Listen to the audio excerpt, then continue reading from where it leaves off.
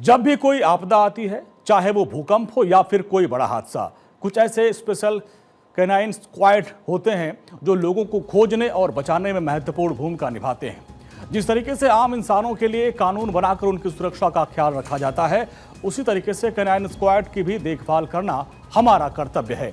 इसी कड़ी में आईपीएस अधिकारी राजीव शर्मा की अध्यक्षता में एक वर्कशॉप का आयोजन किया गया। नई दिल्ली में बीपीआरडी हेडक्वार्टर में कैनाइन स्क्वाड पर आयोजित वर्कशॉप में सुरक्षा और लॉ इन्फोर्समेंट कैनाइन यूनिट के इंपॉर्टेंस, चैलेंजेस और रिसेंट डेवलपमेंट पर चर्चा की गई। इस वर्कशॉप में कैनाइन यूनिट के सामने आने वाले चैलेंजेस पर भी बातचीत हुई। इन्हें प्रशिक्षित करना और इनके साथ काम करना आसान नहीं होता।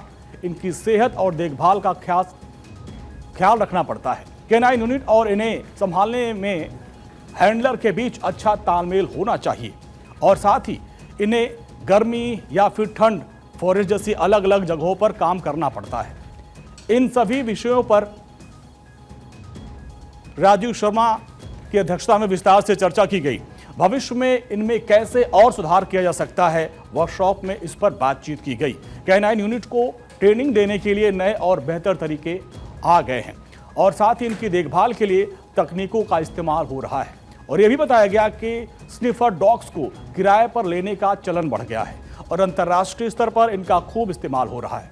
मिसाल के तौर पर भारत के सीआरपीएफ डॉग स्क्वाड ने पेरिस ओलंपिक जैसे अंतर्राष्ट्रीय आयोजनों में भी अपना जलवा दिखाया था और जिसकी पूरी दुनिया तारीफ कर रही थी। इस वर्कशॉप का मुख्य उद्देश्य सुरक्षा और कानून व्यवस्था में इन कैनाइन स्क्वाड का बेहतर उपयोग करने के लिए अधिकारियों और हैंडलर्स को प्रशिक्षित करना था। इन कैनाइन यूनिट की मदद से सुरक्षा व्यवस्था को और भी मजबूत किया जा सकता है। राजीव शर्मा के नेतृत्व में इस वर्कशॉप का सफल आयोजन किया गया। राजीव शर्मा 1990 बैच के आईपीएस अधिकारी हैं और राजस्थान, दिल्ली में सीबीआई में भी रह चुके हैं।